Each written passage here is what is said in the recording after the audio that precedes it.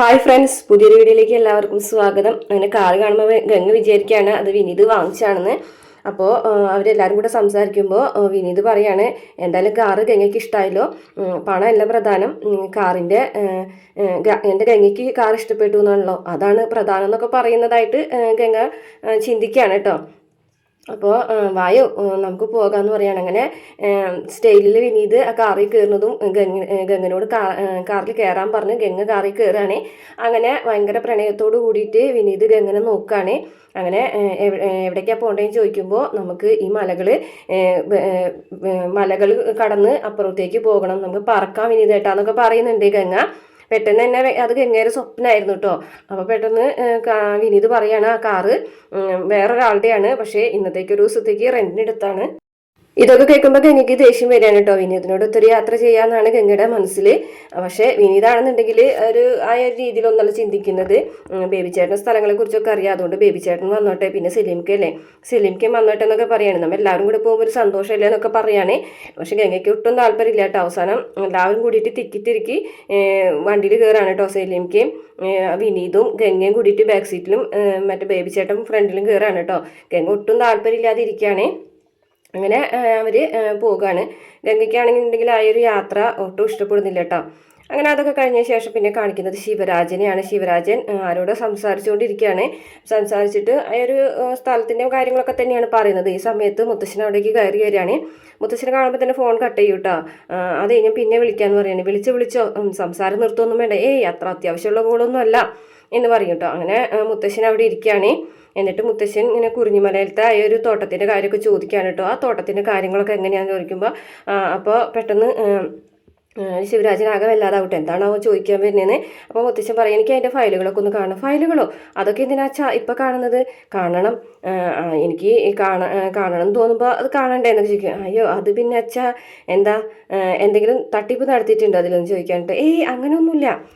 അപ്പോൾ പറയുന്നുണ്ട്, ആ 5 ഏക്കർ തോട്ടത്തിന് അഡ്വാൻസ് കൊണ്ടു തന്നത് അരവിന്ദൻ എന്ന് പറഞ്ഞ ഒരാളല്ലേ, ആ ആളെ എന്നെ വിളിച്ചിട്ടുണ്ടായിരുന്നു അതിൻ്റെ രജിസ്ട്രേഷനെ കുറിച്ചിട്ട് അറിയാനായിട്ട് എന്ന് പറയുകയാണേ. അരവിന്ദനോ എന്ന് ചോദിക്കാനായിട്ട്.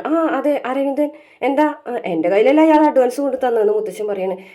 അരവിന്ദൻ അച്ഛനെ വിളിക്കാൻ സാധ്യതയില്ലേ, എന്താ അയാൾ മരിച്ചു പോയല്ലേ എന്ന് നമ്മുടെ മുത്തശ്ശൻ ചോദിക്കുകയാണ് കേട്ടോ. അപ്പോൾ പെട്ടെന്ന് തന്നെ ശിവരാജൻ, അത് പിന്നെ അച്ഛാ, എടാ എനിക്ക് മനസ്സിലായി നിൻ്റെ എല്ലാ കള്ളത്തരങ്ങളും. അയാൾ അധ്വാനിച്ച് മണലാരണ്യത്തിൽ കിടന്ന് കഷ്ടപ്പെട്ട് അധ്വാനിച്ച് വിയർപ്പ് ഒഴുക്കിയിട്ടാണ് ആ ഒരു പണം എൻ്റെ കയ്യിൽ അയാൾ കൊണ്ടു തന്നത്. പക്ഷേ നീ ചെയ്തത് ചതിയല്ലേടാ, ചങ്കുപൊട്ടിയല്ലേ അയാൾ മരിച്ചത് എന്നൊക്കെ ചോദിക്കുകയാണേ. അന്നേരം ശിവരാജൻ ആകെ ഞെട്ടിപ്പോകാണ് കേട്ടോ. അതെങ്ങനെ മുത്തശ്ശൻ അറിഞ്ഞു എന്നുള്ളതാണ് ശിവരാജൻ ചിന്തിക്കുന്നത്. എന്തായാലും നീ ചെയ്തത് വലിയ കൊടും ചതിയായിപ്പോയി. അയാൾക്ക് റേഷ് ചെയ്ത് കൊടുക്കേണ്ടതിന് പകരം വേറൊരാൾക്ക് നീ ആ സ്ഥലം റേഷ് ചെയ്ത് കൊടുത്തു. ചതിയല്ലേ നീ ചെയ്തത്. ഞാൻ തന്ന പവർ ഓഫ് അറ്റോണിയുടെ ബലത്തിലല്ലേ നീ ഇപ്പോൾ ബിസിനസ് സ്ഥാപനങ്ങളൊക്കെ നോക്കി നടത്തുന്നത്. അതുകൊണ്ട് അത് ഞാനിങ്ങ് പിൻവലിക്കുകയാണ്. ഇനി മുതൽ എൻ്റെ മകളുടെ ഭർത്താവായിട്ട് ഇവിടെ അടങ്ങി ഒതുങ്ങി ജീവിച്ചോ, അത്രമാത്രം ഈ വീട്ടിൽ നിനക്ക് അവകാശമുള്ളൂ. പിന്നെ ഞാനും നീയും അല്ലാതെ ഇത് വേറെ ആരും അറിയാൻ പോകുന്നില്ല. അതിനുള്ള കാരണം നീ തന്നെ കണ്ടുപിടിച്ചാൽ മതി എന്നൊക്കെ പറയുകയാണെ. അപ്പോഴേക്കും ശിവരാജൻ കാലി വീണ് മാപ്പ് പറയുകയാണ്. ഒരു തവണത്തേക്ക് ക്ഷമിക്കച്ചാന്നൊക്കെ പറയുന്നുണ്ടെങ്കിലും മുത്തശ്ശൻ ക്ഷമിക്കുന്നില്ല കേട്ടോ. ഇല്ല, ഇനി ഒരിക്കലും നിനക്ക് ആ ഒരു അവകാശം ഞാൻ തരില്ല എന്ന് തന്നെ പറയാണ് കേട്ടോ. അച്ഛാ, ഇനി ഒരിക്കലും ഞാൻ അങ്ങനെ അബദ്ധം ചെയ്യൂല എന്നൊക്കെ പറയുകയാണെ.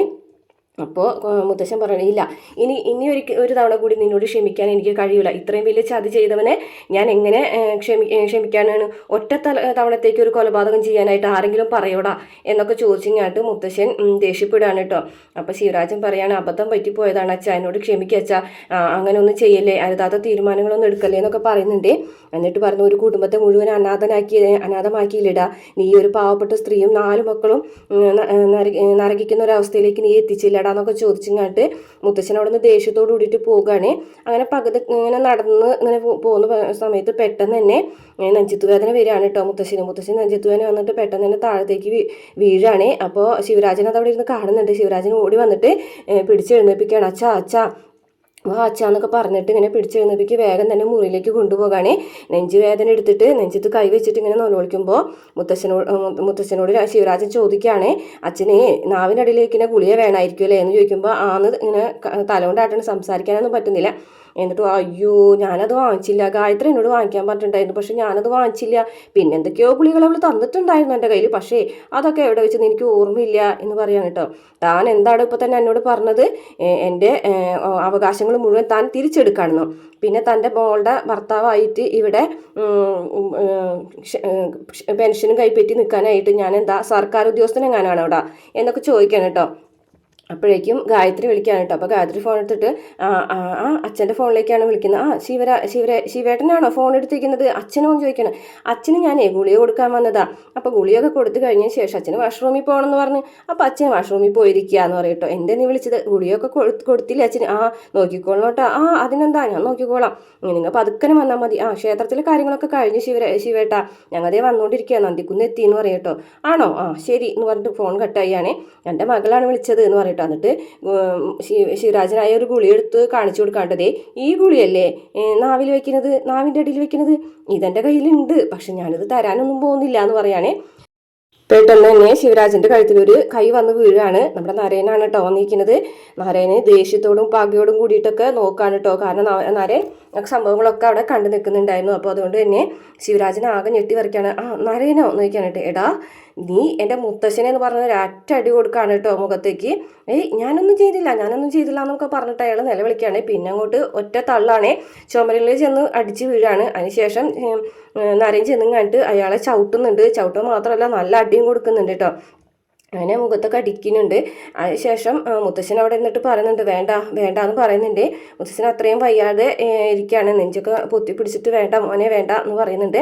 അപ്പോഴേക്കും നരേൻ എന്നു വെച്ചാൽ ഓടിയിട്ട് ആ ഗുളിക എടുക്കുകയാണ് കേട്ടോ. താഴ്ത്ത് വീണ് എടുക്കുന്നുണ്ടായിരുന്നു ആ ഗുളിക എടുത്തുങ്ങാട്ട് വേഗം തന്നെ മുത്തശ്ശൻ്റെ നാവിൻ്റെ അടിയിൽ വെച്ച് കൊടുക്കുകയാണ്. ഗുളിക വെച്ച് കൊടുത്തതിന് ശേഷം മുത്തശ്ശൻ ഓക്കെ ആണോ എന്ന് ചോദിക്കുകയാണ് കേട്ടോ.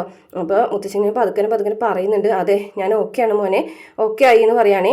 ഓക്കെ ആയി എന്ന് കണ്ട വഴിക്ക് തന്നെ ശിവരാജൻ്റെ അടുത്തേക്ക് വീണ്ടും പാഞ്ഞെത്താണ് കേട്ടോ നരേൻ. എടാ നീ എൻ്റെ മുത്തശ്ശനെ കൊല്ലാൻ നോക്കിയടാന്നൊക്കെ ചോദിക്കുകയാണേ. അപ്പോൾ ശിവരാജൻ പറയാണ്, അയ്യോ നീ എന്തൊക്കെയാണ് പറയുന്നത്, ഞാൻ ഗുളിക കൊടുക്കാൻ പോയതാ, നീ തെറ്റിദ്ധരിച്ചിരിക്കുകയാണെന്നൊക്കെ പറയാണ്. ഞാൻ കണ്ടടാ, നിന്നെ എന്തായാലും ഈ വീട്ടിൽ ഇനി വേണ്ടാന്ന് പറയണേ. അപ്പോൾ മുത്തശ്ശൻ പറയും, വീട്ടേക്ക് എന്ന് പറയും. ഇവനെന്തായാലും വിടാനൊന്നും ഞാൻ തീരുമാനിച്ചിട്ടില്ല എന്ന് പറഞ്ഞിട്ട് പുറത്തേക്ക് വലിച്ചുകൊണ്ട് പോവുകയാണേ. ശിവരാജൻ ഇങ്ങനെ കേണപേക്ഷിക്കുന്നുണ്ട്. ആൾക്കാർ കാണും നരേനെ, എന്നെ വിടടാ എന്നൊക്കെ പറഞ്ഞിട്ട് ആൾക്കാർ കാണട്ടെ, ഇതുവരെ ആൾക്കാരൊന്നും കണ്ടിട്ട് പറഞ്ഞിട്ടില്ലല്ലേ, ഇനി ആണട്ടെ എന്നൊക്കെ പറയാൻ കേട്ടോ. അങ്ങനെ പുറത്തേക്ക് തള്ളി ഉന്തി വിടുകയാണ്. അപ്പോൾ നരേനോട് ശിവരാജൻ പറഞ്ഞിട്ടാ, ഞാൻ മുത്തശ്ശനെ കൊല്ലാനൊന്നും നോക്കിയിട്ടില്ല, ഞാൻ അങ്ങനെ ചെയ്യൂടാ, ഞാൻ മുത്തശ്ശന് ഗുളിക കൊടുക്കാൻ പോയതാ, നീ എന്നെ തെറ്റിദ്ധരിച്ചതാന്നൊക്കെ പറയണ്. അപ്പോഴേക്കും നരേന് ദേഷ്യം വന്നിട്ട് വീണ്ടും നരേൻ വന്നിങ്ങാട്ട് അയാളെ ഉന്തി പുറത്താക്കുകയാണ്. പെട്ടെന്ന് തന്നെ ഒരൊറ്റ ഉന്തോട് കൂടിയിട്ട് അവൾ താഴത്തേക്ക് വീഴാണ്.